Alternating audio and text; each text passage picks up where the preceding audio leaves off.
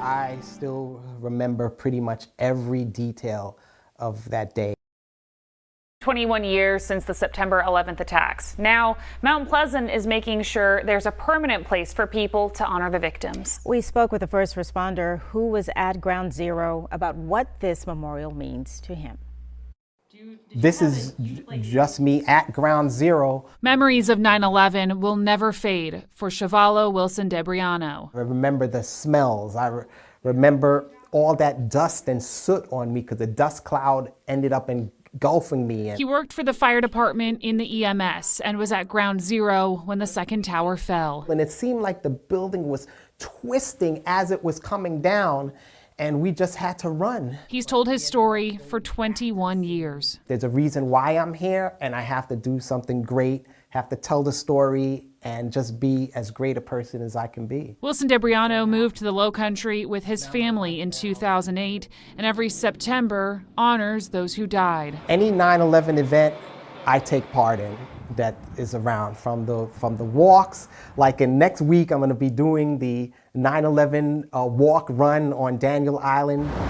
Soon he'll have a permanent place in Mount Pleasant to pay his respects. A new memorial at Waterfront Park will include a piece of steel from the World Trade Center. It's a place where they can go and just think about what happened and make sure that we never forget. Councilman Gary Santos says the New York fire chief had one condition about displaying the steel. One of the things that he wanted, that he found out looking at all of the memorials around the country, was that if you put it low and people touch it, the oil in their hands would shine it. To have that piece of steel that you can actually touch in your hand, you could actually see it right there. This was there. This was part of these towers. That is priceless.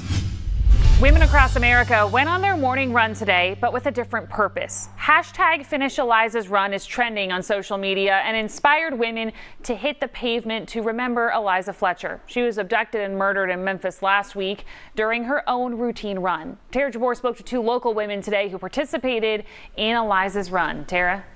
Katie, one woman I spoke to ran this morning. The other is running tomorrow. They're both running alone, and they want to let women across the country know that it's okay to run by yourself, and you should not let fear hold you back from living your life. Eliza Fletcher never got to finish her run in Memphis, so the rest of the country is finishing it for her.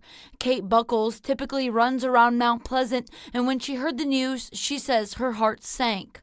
It could be anyone. Buckles says she had a lot in common with Eliza Fletcher. She also works out before 5 in the morning. As a mom and a runner and somebody who works out and, takes care of my health and works full time, that 4:30 is the time you have to do that. She finished Eliza's run on Friday morning to prove a point.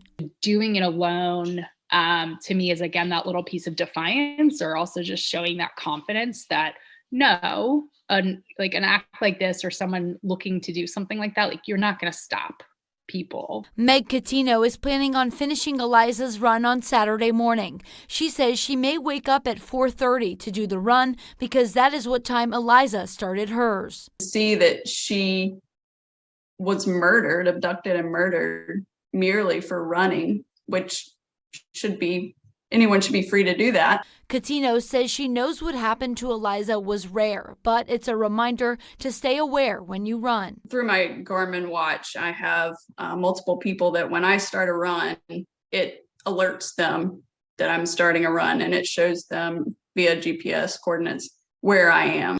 Catino says she wants women everywhere to not be afraid. Don't stop running. Don't let this stop you. Did not know Eliza, but I imagine that's not what she would want to come from this.